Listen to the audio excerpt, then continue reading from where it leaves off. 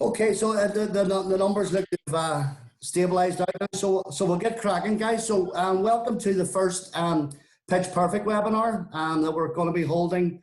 The plan of attack is we're going to hold these sessions every Tuesday and Thursday moving forward for the next few weeks. And the purpose of it, guys, is for you to be able to ask people who have been with the company quite a while and are really doing some fantastic numbers. And we're all up and in around platinum at least, or super seller status. So a lot of knowledge can be picked up from these sessions. So don't be afraid to ask any questions. There's no such thing, we've heard it many times, as a silly question. Just put the questions into the chat box and we'll work our way through them as we go along.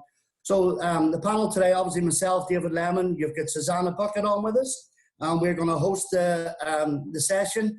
And we've got three of our sellers, top sellers. We've got Adam Irvine from Belfast, Farrokh Bashir up in Glasgow, and we've got Debbie Shah in Manchester. So we're just going to kick it off. Adam Irvine's going to start us off.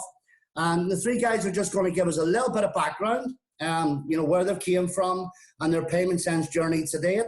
And then we're going to open up with some questions. So as we're going along, guys, please feel free to put your questions into the chat box.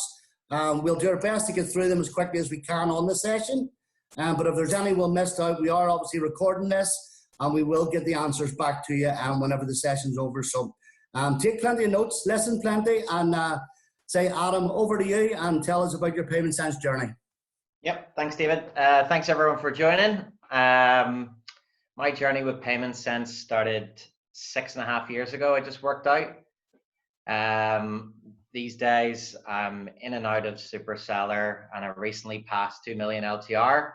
But before that, when I first joined Payment Sense, I hadn't much experience in sales, and in fact, was working in the Belfast office probably for about a year or two on the phone, just trying to sell, and I just really learned the trade doing that. Constantly on the different sessions with webinars back then, learning about the e-com product or different things we were pushing at the time, Modo and things like that. Probably what really kicked me on was whenever we first got given appointments. So I got given Kim as an appointer, and she was sitting for me and a couple of other people in. Started getting real traction, and actually able to maintain good figures just by keeping a busy diary. Then I moved on to coaching and ran the concession in Northern Ireland for 4 or 5 years. And yeah, just been trying to keep busy every day. I actually ended up employing a full-time appointer for about the last 4 or 5 years as well, just to guarantee that I'd be doing everything I could to stay in platinum. And yeah, this is where I am today. So I look forward to the questions if I can help anyone with advice or things that I've crossed that you might be facing. So okay, cool. Thanks, Adam. Okay, we'll move on to Farrokh up in Glasgow. Farrokh is also, for the last 2 sessions, has been qualified as the top 10 in super sellers. So over to you, Farrokh. How you doing, guys? I've been with Payment Sense for just over 2 years now. Started off, I worked for RMS before this. Heard about Payment Sense while I was in a shop and I seen it. I thought I'd phone up, joined up. I've been platinum since I've started. A lot of hard work in the beginning, did a lot of cold calling, a lot of hassle from RSM, who's doing a lot of grief in the beginning, but I think that sort of pushed me along. I've always been platinum from day one. I try to make sure every month I've always got something to go. I always try to do extra than I'm doing. So I'm meant to be doing 25, I'll try to do 40, I'll try to do 50, I'll try to do more, because then I can carry over for the following month. And I've just basically been maintaining it. My main secret is probably networking. If I see someone, I'll try to find out if they know someone else through referrals, meet different people, and from there, you just sort of build your business up. So for me, I mean, my whole thing has always been networking, and that's what I like to do things. And obviously, I always look after a customer. I don't look at the LTR of any application until after I've done it. and I think that's always the best way for me, and it's worked for me from day one, so can't complain. Okay, cheers, Farag. Thanks for that. And last but certainly not least, we've got Debbie Shaw down in Manchester. Over to you, Debbie. Yeah, well, I started with Payment Sense about 5 years ago. And when I started, I'd come from Bupa. So I'd been at Bupa working with corporate accounts for about 10 years. Just working with started with smaller accounts on telesales and then larger accounts. The one thing I'd never done when I came to Payment Sense was door knocking. We'd had appointment made for us, or we generated our own appointments over the phone. And I joined Payment Sense really because I had a friend that was coming along, and I thought, well, I may as well, I'll just see what it's about. And I started off really for the first 3 years, probably dipping in and out and doing it part-time. Probably not working any school holidays at all, because my kids get about 9 weeks off in summer. So none of that at all. And then last year was made coach. So I did that for a year and completely loved it. And the reason I loved that was because it gave me an opportunity to use other skills, and it just reignited a little bit of a fire. So I loved that. I enjoyed it. I got a real buzz out of seeing the guys on my team doing well. And then obviously they brought in the paid coaches, and that was an opportunity then for me to focus on myself. And that's then enabled me to get up to platinum. And that really is my background, and then what I've done since I've been within Payment Sense. Okay, great. Thanks, Debbie. One thing just to add to that, guys, where they're obviously very shy to tell you. The main thing that's got these guys to where there is today is hard work. Prepared to take the graft and go through the pain at times and to get where they want to be. But the big thing that all these guys possess is a serious drive to work hard and achieve. So that's obviously one of their big selling points. So we're going to go into some of the questions. Guys, please put some questions in the chat box. This is your opportunity to get some airtime with the top sellers. So please, let's start filling the chat box with some questions for these guys. So we're going to hand over to Susanna for some of the questions. Hi guys. We haven't had that many questions, so please put into the chat box any questions that you've got for any of them. So first one was to Adam. Do you feel having an appointer works better for you than actually going cold calling, like door to door? Definitely. I was never good at cold calling. Probably a bit better now, but realistically, I couldn't be doing the job, long term if all I ever had was cold calling. So whenever you do get your chance and you get some appointments with Payment Sense, put all your effort into them, because as you start closing more of those, you'll get more. So that's what was working for me. And then whenever I decided that I wanted even more appointments and I wanted to guarantee that I was always going to have a steady stream of appointments, I employed someone, and that'll take a lot of work at the start, obviously training them up, but it future-proofs your status, because you're guaranteed a certain amount of appointments, and if you go out and just keep busy every day, you're pretty much guaranteed to just keep hitting what you have been hitting unless anything else changes. You have teleappointments from Payment Sense, and you also have your own employed teleappointer. I don't take any appointments from the Payment Sense teleappointments. My diary's filled just with the person I employ. So, and it obviously took a lot of hard work to get that moving, but it was a worthwhile investment. Yeah, like at times like this, even now I'm trying to train up the staff, like my member of staff, and even me just tooling up with my own skills now. And in little downtimes like this is a good opportunity to do things like that, because you're moving so fast and you're doing so much any other day of the year. Like it really is hard to factor in time to explain how to do processes that they can help you out with, rather than just going ahead and doing it yourself. So brilliant, thank you. Next question, Farak, I'll give this one to you. How many deals do you do on a monthly basis, and roughly how much would you take home for that work, monetary wise? For total or for each? Yeah, so let's say, how many deals do you do on a monthly basis, roughly? Between 25 to 35 sometimes, but it's a lot. My deals are all between like 500, 1,000, 2,000. I mean, It's not like my deals. I take any deal. I'll just go see every customer as much as I can, and normally about 30 docs in at the end of the month. Just keep working. Brilliant. Don't stop. I don't sit waiting for a big deal. I don't sit there waiting thinking I've got a big deal in the pipeline. I'll wait till that goes through. No, I just keep signing them up and keep going. Take home pay last month, 13,000 for the last 4 to 5 months now, maybe longer. It's just increased. I've just been getting more and more as I see more people.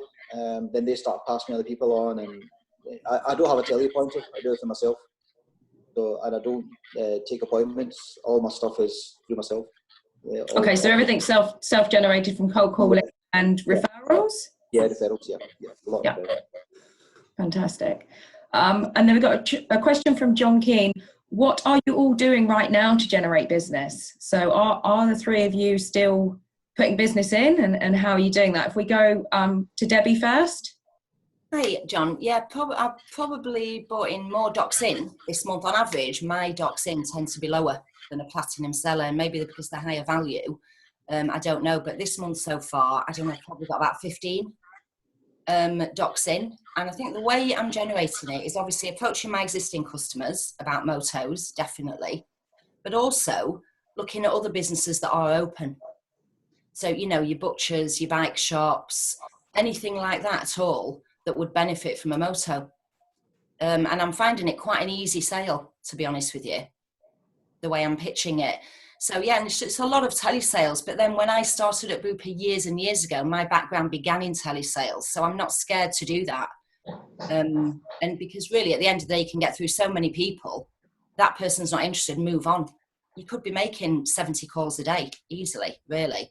And then the case is just to follow them up. It's just been really organised. If that person's not there, follow them up. If they say call back in half an hour, call back in half an hour. And you might be calling and calling and calling.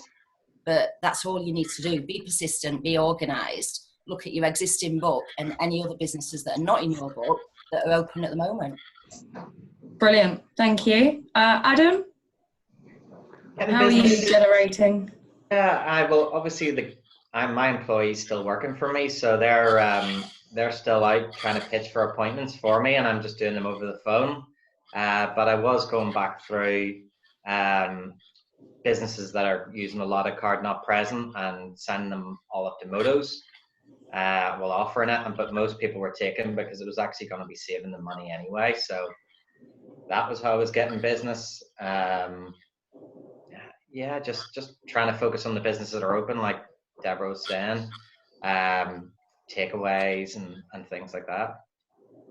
If I was to search through my calendar, like for a town or business type, I've got all the appointments I maybe ever had on that calendar. So it's probably always good if you ever speak to someone in a day just to add it to your calendar, because you know, a year later, it comes around again.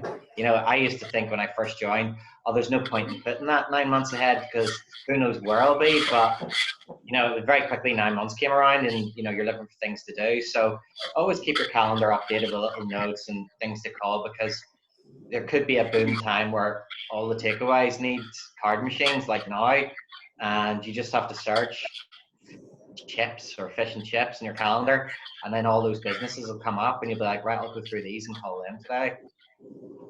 Brilliant. And Farak, what? I'm doing a lot of, I've just looked at my back book, checking my customers, phoning them up, seeing if I can do a lot of motors for the restaurants and takeaways. I find grocery shops at the moment are obviously really busy, so I'm getting a lot of grocery shops on at the moment. Obviously their sales are double because a lot of people are not going as much to supermarkets now, they're going to the locals. So I find I'm getting a lot from there, but it's just basically word of mouth. Obviously if you sit in the house doing nothing, and like Debbie said as well, if you phone up different takeaways and restaurants and find out what they're doing and just have a chat with them. There's not any specific pick, just phone up. I wouldn't phone up and straight away just talk about payment sense. You maybe get them chatting, ask them, hold them for an order or something, and just start talking to someone. You've got to get an icebreaker first to get in. And from there, I'm just getting a lot of business. So that's the way I've been approaching this, and I've still been doing quite well, considering it's still a lockdown. I think I'm going to do just as much as doing a normal one. And I hope so. Quite happy. Fantastic. Awesome. We got a question from Eleanor, and I'll put this to Debbie. Do you find a pitch that works for over the phone, a particular welcome sentence that works for a wide range of businesses, would be useful in the current situation for cold calling? Have you got a particular pitch that you use at the moment? I think, like the guys have already said, it's almost not a particular pitch to use, because obviously you'll adapt to the type of customer, because you're getting a feel for the way someone is when you're speaking to them over the phone. And I think particularly over the phone, it's just a case of getting along with that person, really. And right now, people are quite open because of what's going on. Everyone does want to talk to you. So your opening line, obviously where you're calling from, but how is your business doing at the moment? How are things? Are you trading? Are you open? And people want to talk. At the moment, they do genuinely want to talk. And so if you've got a lot of empathy and you're sounding quite concerned and interested, that will start a conversation. So you're listening to that customer. And then you'll probably be talking to them and saying, well, actually, I'm guessing that you're doing quite a few of those payments over the phone at the moment. Yeah. And maybe even then she can say, are you aware that when you take a payment over the phone, there is an uplift for those charges? So what we can do during COVID, we'd really like you to start using this other product. And thereby it's more secure and we're saving you money. You let them know it's only an extra 12.5p per transaction. Let them know about the merchant management system. Look at all the benefits. But the main thing is they don't want to be tied into another contract. So you're saying, look, this is brilliant for you, almost assumptive. Once you've built up that confidence with them and they're chatting away to you and you have a little bit of a laugh and you're just generally getting on, then an assumptive close, really, as if to say, well, actually, this is probably a safer way to take payments for your staff and for your customers. So what we're looking to do during COVID lockdown is think about the safety of your staff, the safety of your customers, and save you money. And this is ideal because it's only a 3-month notice period, so that will cover you over lockdown. It sounds great. Shall we just set you up? And we've got all of your details because you've currently got a card machine. Can I just check all those details are still correct? That's it, really. And there's no way in that pitch for someone to say no. Yeah, brilliant. Thank you ever so much. One of the questions from Matt, and this will probably be for you, Adam, is how do you actually pay your appointer? Do you do a percentage of your LTR, or do you actually just pay them a standard wage on a monthly basis? At the start, when I employed Kim, she was still self-employed, but now she's a proper employee. So she has a base salary, and then she's got a pretty good commission structure. So she's still getting really excited about me having a good month because she makes way more when I'm making way more, and it just means I don't have to constantly check in. Is she working? Is she doing enough? Is she really working, full days?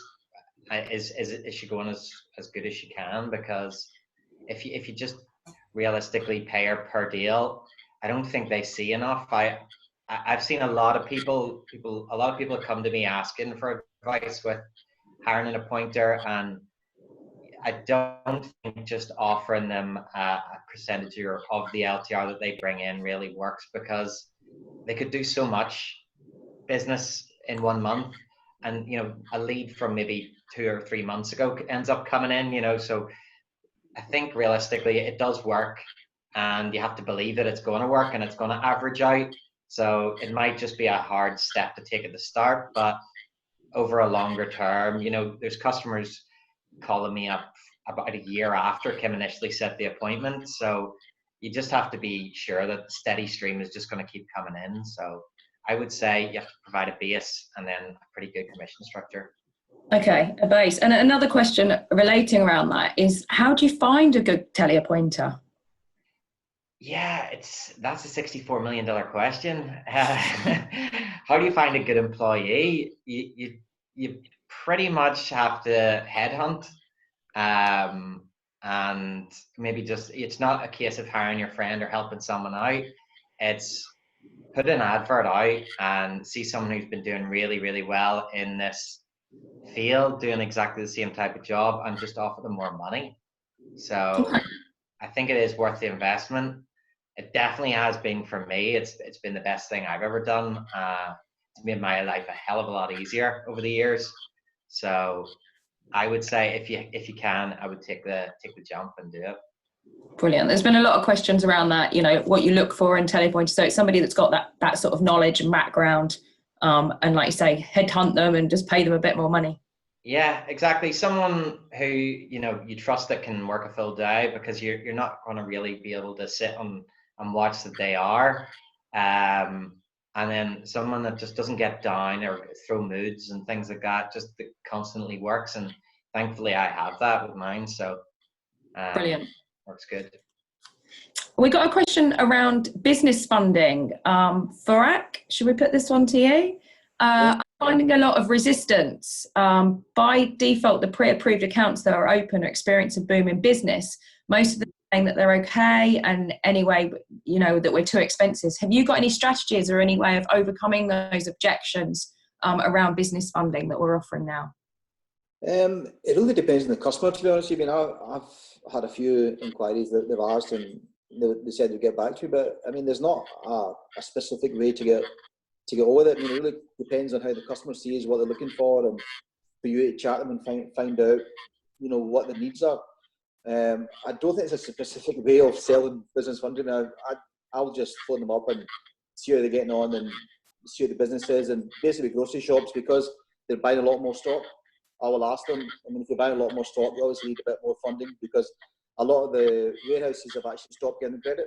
So you'll find where they were maybe using 10,000, they don't have that anymore because they don't have enough money to buy stock. So that's a chance for you to maybe get an in there and say, look, you can probably go in and use that money and buy yourself some more stock, which is what I've been doing. So I've had a few that have come back. So I haven't done it yet, but I do have a few that are in the pipeline. So hopefully they'll come to fruition soon, hopefully. Okay, brilliant. Next question, I'll put this to you, Debbie. How do you manage your pipeline and keep on top of your prospecting, new deals, errors and installs? And what would a typical week look like for you? How do you manage your pipeline?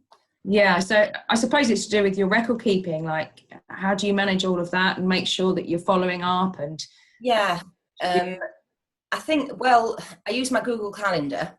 If I need, and obviously everyone's going to do that differently, whether you like to use paper or just, you know, technology to do that. I just put a note in my Google Calendar. So quite often I ring this person back today at 9:30. That might move on and on quite frequently to different days until I get hold of that person. So I just continually make a note in my calendar and see what's up for that day. I used to keep it as paper, but, you know, I am quite messy with paper. I don't really like admin. So at least it's all there in my calendar. And it is just making sure that you follow it up. That is really it. So a lot of the time I'm chasing people up, which kind of then gets really frustrating, which is why I try and avoid errors and chasing up documentation, which I think is one thing at the moment that's a bit more difficult with the motos, because we're needing a bit more documentation. So what I'm trying to do in that situation is, when you're pitching and when you're selling it and that customer's then signing on the phone, keep them talking on the phone. If there's anything extra you need, why don't you just go nip out and just get your passport? Or can you just get some photos of your stock? You may as well send them to me now while we're on the phone, and I can quickly check that they're okay. And even though that call might then seem longer and you're having a long chat with a merchant, they are going to be doing these things for you, and then you've got that boxed off. You know what I mean? Because there's nothing worse than you get those errors building up, then you're chasing. Once you've got the person in the mood, get them and get all the information there, and then before they get distracted with anything else. I hope that answers the question. I'm not sure if that's really answered. Yeah, I think that's covered it off. Farak, I'll come to you for this one, because you mentioned referrals. What commission do you give referrals? How much do you pay them if somebody's referring? Nothing. My service. Yeah. No, Okay, so do you just use the scheme from Payment Sense, the £25, you know, if they're alive? I use the scheme now and then, but I mean, mainly the customers that will pass me on, obviously because I've given them a good service, they're passing on to their friends and saying, look, he's done us a good deal. To be honest, I mean, a lot of them don't ask me for anything, so I mean, I do use the Payment Sense referral scheme, but a lot of them don't ask me. I mean, they're quite happy with the service I've given them. I feel that if I've given them a good service, I don't give them anything. They'll just pass me to someone else because they're happy with what I've given them. If I don't give them a good service, then I'm having to bribe them to get me someone else. So if they're happy and I've saved them money, another 25, 50 pounds they're going to make. It's not going to break the bank. Yeah, so they're quite happy with the savings I've given them and the service I've given them.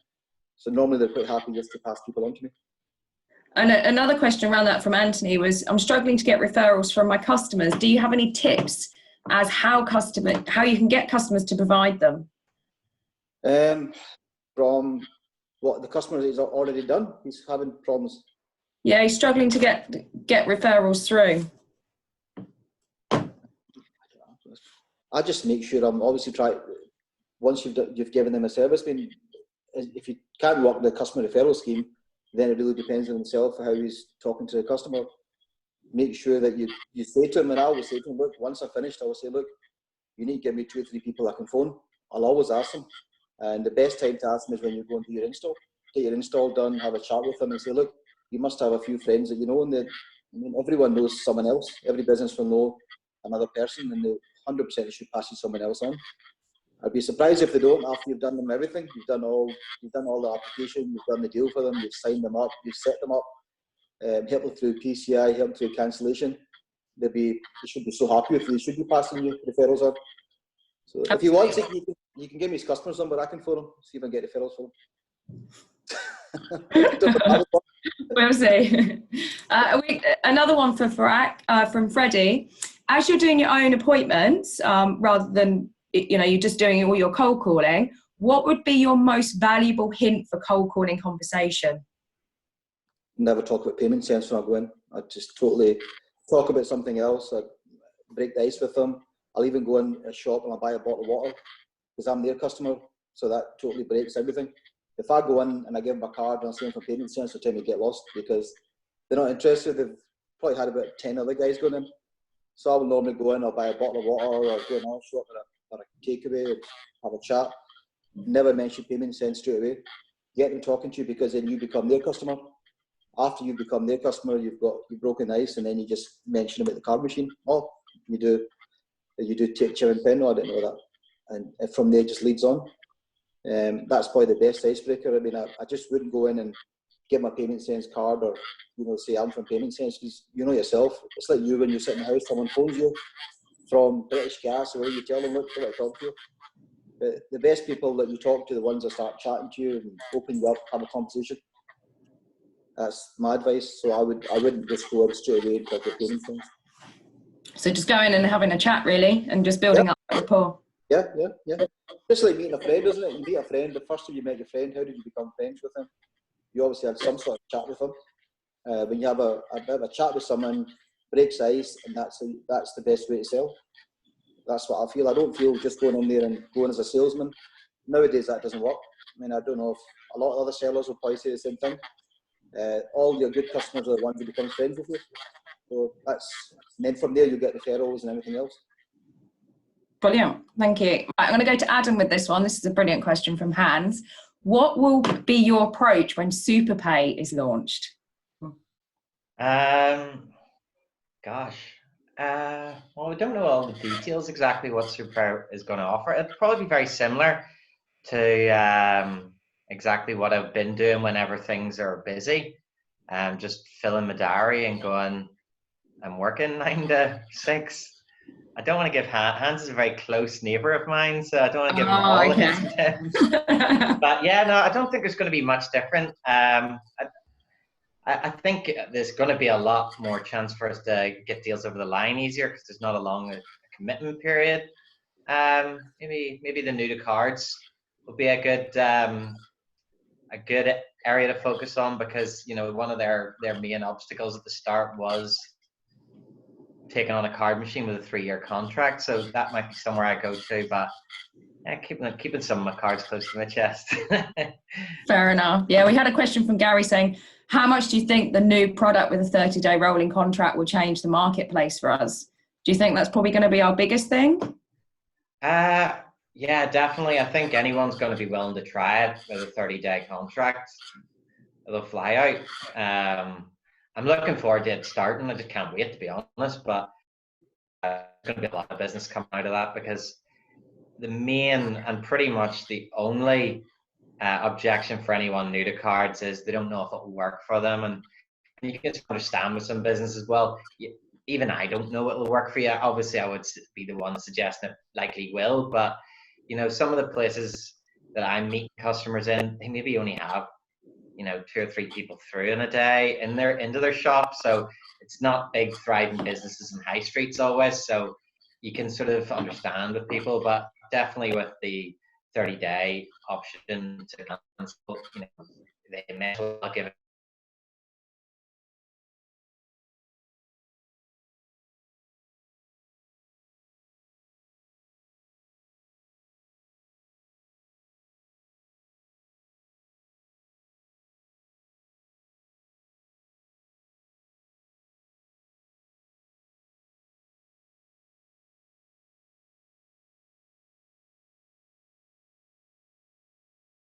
Rates. Right. You vary rates from merchant to merchant. Every single one's different. They Yeah. can't possibly be all the same. I have seen some sellers go in and just completely bottom out the rates for everything, and that's not selling, is it? And that must be really boring, just to say, here's 0.3 and here's 0.7, and where's the interest in that? At the end of the day, what you want to be doing is giving the customer, making sure you're making that customer a saving, because you're there to provide a service. So you want to make sure you're adding value. So as well as the service, it's great that we've got a good service, and sometimes people move if you don't change the rates, if they've had really bad service. Usually you want to drop it a little bit. So it's having a conversation first. Don't think it's all about rates. Well, I moved someone who was saving about £7 a month because he was so unhappy with Barclays. He just wanted to save something, just to show that he was saving a small amount. And then I made sure he got fantastic service after that, so he knew it was worthwhile.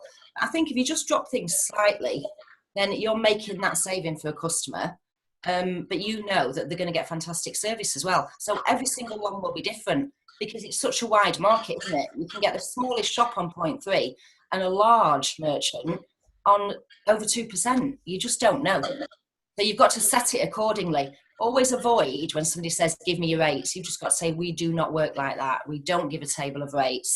We need to look at your percentage of debit cards, credit cards, your average transaction value, your mix up of cards before we set our rates.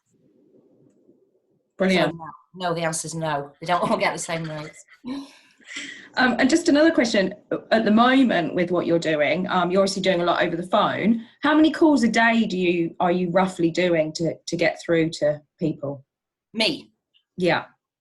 Not as much as I did when I was doing telesales years ago, which like I said was about 70 or 80. Because at the moment, well, we are working from home and I've got 2 kids at home who are getting interrupted by and making lunch and dinners, etc. So it's not just full on working, but having said that, I've got about 15 docs in so far and loads more to chase up. But I would definitely say I'm probably doing, about 40, 50 calls a day, but that's not to 40, 50 different merchants. You know, that is probably that many phone calls, but I might be chasing up merchants. I'm also calling into the office. So I'm probably making that many phone calls each day. Brilliant. Thank you very much. And we'll make this, I think this will be probably our last question, and this one's to Farag. What would you say is your unique close when people are reluctant to change? When they're reluctant to change.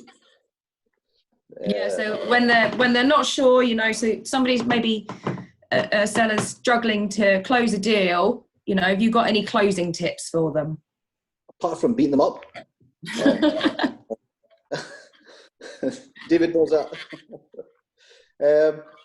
I don't know. I mean, you do get people who, you just need to give them some time. You just need to figure out which ones are genuine and which ones are obviously time wasters, which is the main thing. You know, you talk to a customer and you know that person, doesn't matter what you say to them, they're not going to say yes. So you just sort of like walk away. But if you know there's a chance and the person a bit hesitant, but they need a bit of time to think about it, you obviously need to sort of try to figure out, shall I just step back a bit, give them a bit of chance, and then they'll come back to you. And then you have the people that you know they can just obviously ask them there and then.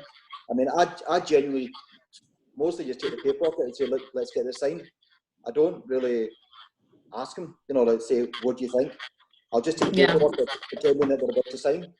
And then if they've got an objection, they'll say to you there and then that, I better think about it, then you can ask them, why do you think? But I would always just while I'm talking to them, just get the paperwork out and say, right, let's get this done. I mean, 90% of the time it does work. I mean, if you've sold them everything right and you spoke to them and you've got your report going with them, 95% of the time they'll sign. A few times, yeah, you know yourself when someone's not going to sign. They're just going to do what you want, and they'll just say, no, I'm not going to sign up with you.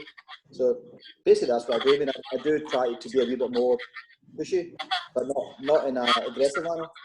I would just like say, okay, let's get this done. I've given you the savings, I've done the deal, let's get signed up. And they're quite happy. I've really had that many problems, to be honest with you. Yeah. Brilliant. So it's working more on a presumptive close.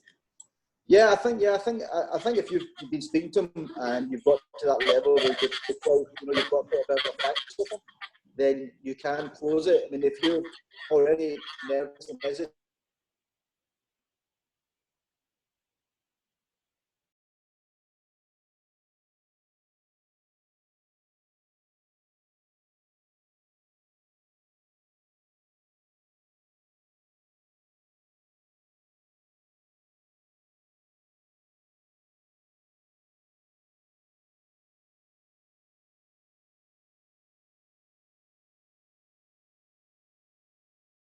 Brilliant.